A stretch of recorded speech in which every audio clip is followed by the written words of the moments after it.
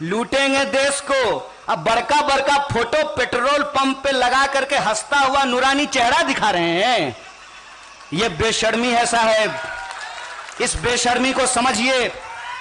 Distress cell मतलब performance नहीं कर रहा है सरकारी कंपनी, इसलिए सरकारी कंपनी को बेच देना चाहिए। तो सरकारी प्रधानमंत्री भी परफॉर्म नहीं कर रहा है, उसको भी किराए पे लगा देना चाहिए। बताइए हमको।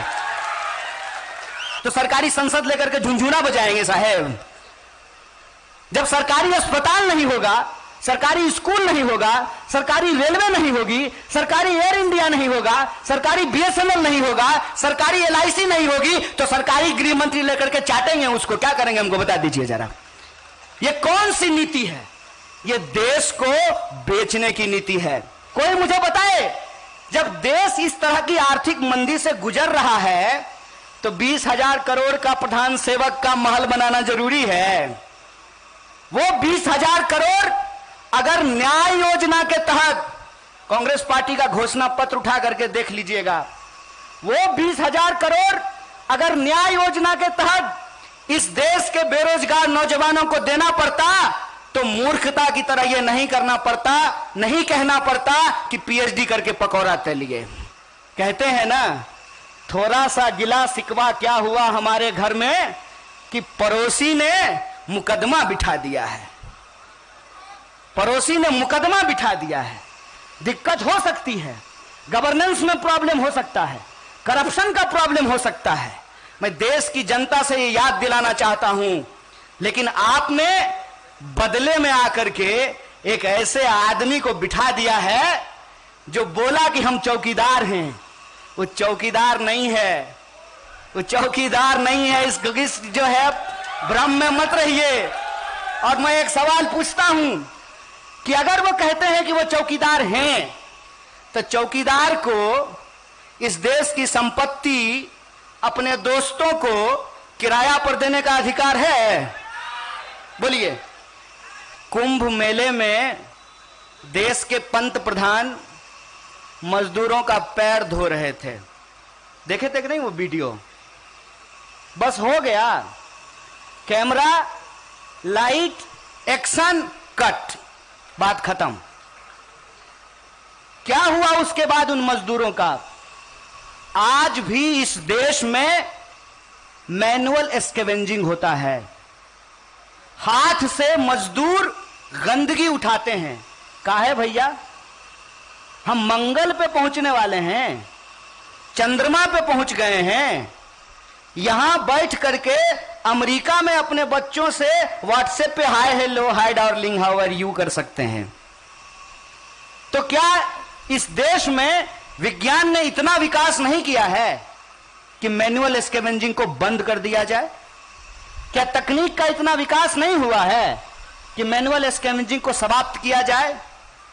प्रधानमंत्री जी ने एक किताब लिखी है, पता नहीं लिखी है कि लिखवाई है। उस किताब में लिखा हुआ है कि कचरा उठाने से आध्यात्मिक सुख मिलता है। मोदी जी बगल में ही घर है, आइए कल हम लोग गटर में उतरेंगे, आध्यात्मिक सुख लेंगे थोड़ा सा। आप ये क्या कहना चाहते हैं? आप ये कहना चाहते हैं कि मजदूरों को सम्मान से अपना जिंदगी जीने का अधिकार नहीं है, इसीलिए आप उसको जबरदस्ती ग्लोरीफाई कर रहे हैं।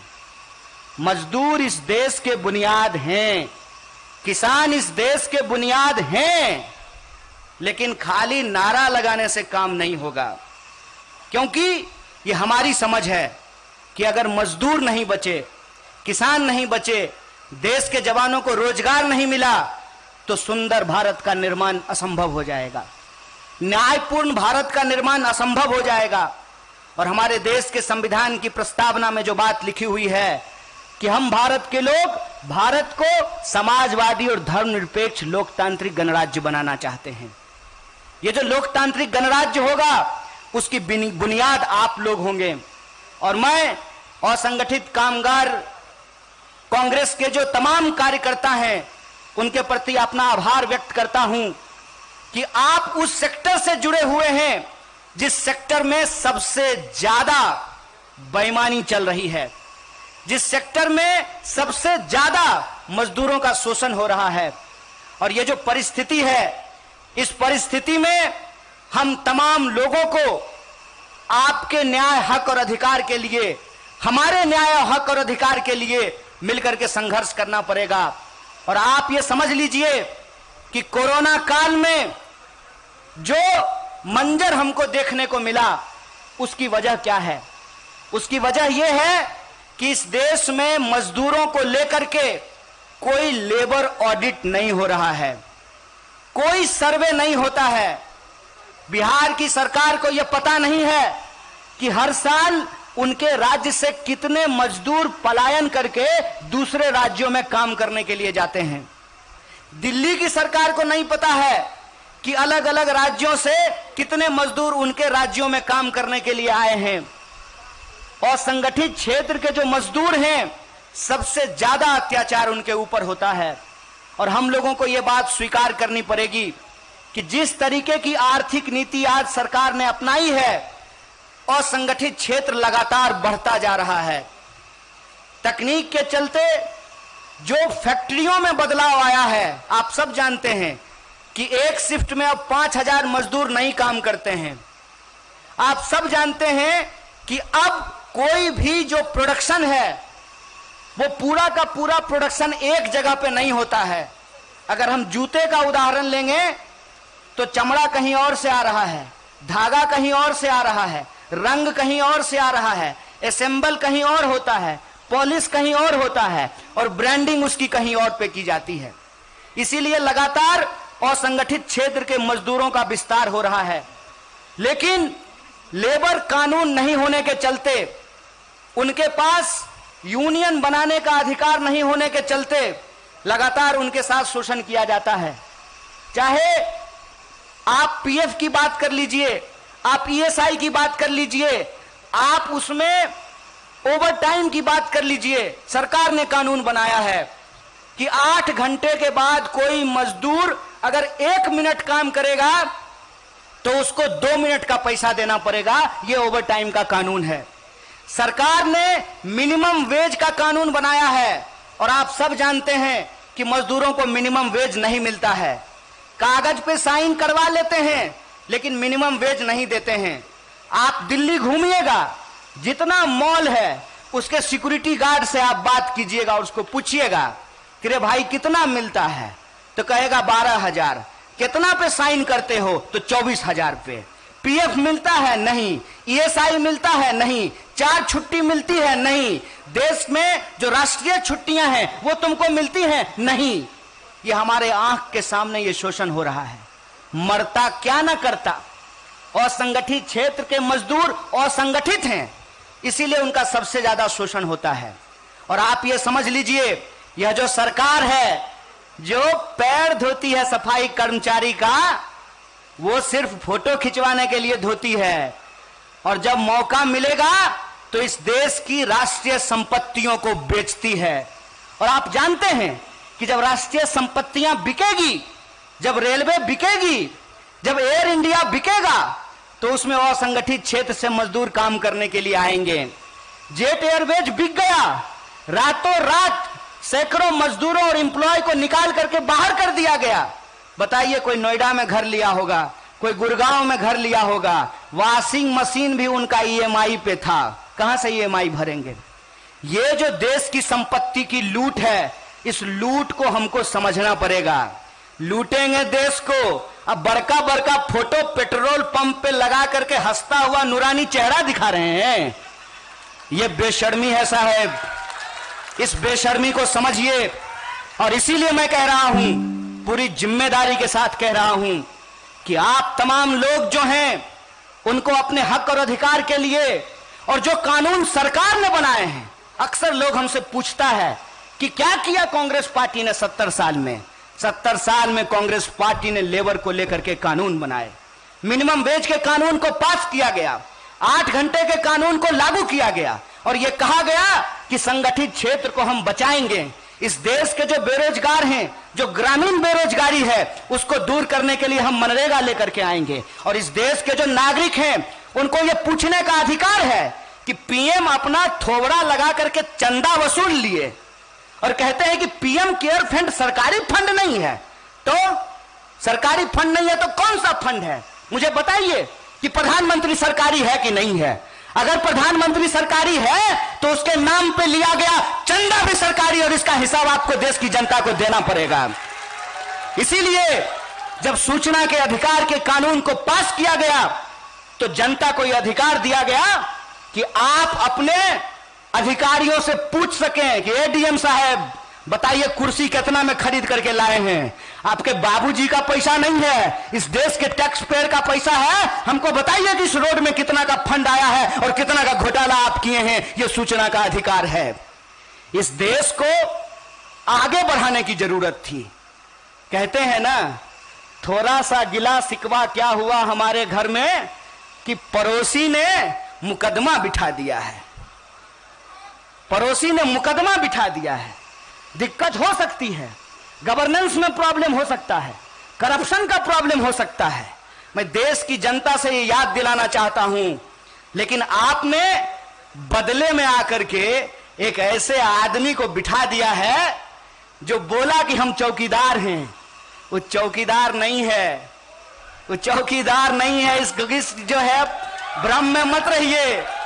और मैं एक सवाल पूछता हूं कि अगर वो कहते हैं कि वो चौकीदार हैं, तो चौकीदार को इस देश की संपत्ति अपने दोस्तों को किराया पर देने का अधिकार है? बोलिए। जब हमने कहा कि प्रधानमंत्री देश की संपत्ति बेच रहे हैं, तो एक प्रधानमंत्री के समर्थक ने कहा कि बेच नहीं रहे हैं, किराया पर लगा रहे हैं। हम बोले लगाने का अधिकार कौन दिया चौकीदार को? बउआ, तुम तो मालिक नहीं हो देश की संपत्ति का। देश की संपत्ति तो देश के लोगों का है। क्या आपने संसद में कोई कानून पास कराया था? क्या आप देश की संपत्ति को अपने दोस्तों को दे देंगे? देश की सर्वोच्च संस्था में कोई बहस हुई थी? और आप किराए पे क्यों लगा रहे हैं? इसका मतलब आप मानते हैं कि आपको पैसे की जरूरत है। और आपको पैसे की जरूरत क्यों है? आपको अगर पैसे की जरूरत है, इसका मतलब आपको आमदनी नहीं आ रही है। और आपको अगर आमदनी नहीं आ रही है तो आप अपने लिए 8,500 करोड़ का उड़न खटोला क्यों खरीद करके ला रहे हैं? जरा हमको यह समझा दीजिए। आपको आर्थिक तंगी होगी, आपके पिताजी बीमार होंगे, आप उनको अस्पताल में भर्ती कराएंगे, अस्पताल का फीस देने के लिए आप अपनी जमीन बेचेंगे तो बात समझ में आती है। लेकिन आपके पिताजी बीमार हों, अस्पताल में भर्ती हों और आप जमीन गिरवी रख करके अपने लिए बुलेट खरीद लें, तो इसको तो जो होशियारी नहीं कहते हैं, इसको तो बेईमानी कहते हैं, इसको तो अय्यासी कहते हैं।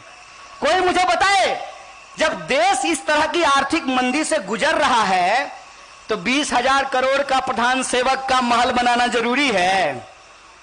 वो 20,000 करोड़ अगर न्याय योजना के तहत, कांग्रेस पार्टी का घोषणा पत्र उठा करके देख लीजिएगा, वो 20,000 करोड़ अगर न्याय योजना के तहत इस देश के बेरोजगार नौजवानों को देना पड़ता तो मूर्खता की तरह यह नहीं करना पड़ता, नहीं कहना पड़ता कि पीएचडी करके पकौड़ा तलिए। अगर वो 20,000 करोड़ इस देश के लोगों को मिलेगा तो उनकी खरीदने की क्षमता बढ़ेगी। और जबकि हमारी खरीदने की क्षमता बढ़ेगी तो हम बाजार से जूता खरीदने के लिए जाएंगे। और जब हम जूता खरीदने के लिए जाएंगे तो जूता बनाने वाली कंपनी का मांग बढ़ेगा, मांग बढ़ेगा तो रोजगार बढ़ेगा। दोस्त का 20,000 करोड़ माफ करने से देश की आर्थिक व्यवस्था नहीं सुधरेगी। दोस्त के खजाने से 20,000 करोड़ लीजिए और देश की आम जनता में उसको न्याय योजना के तहत बांटिए, तब देश की अर्थव्यवस्था बचेगी। यह बात हम लोगों को समझना होगा। बेईमानी गुरु, बेईमानी। देश के मजदूरों का अधिकार छीन लीजिए, देश के किसानों का अधिकार छीन लीजिए।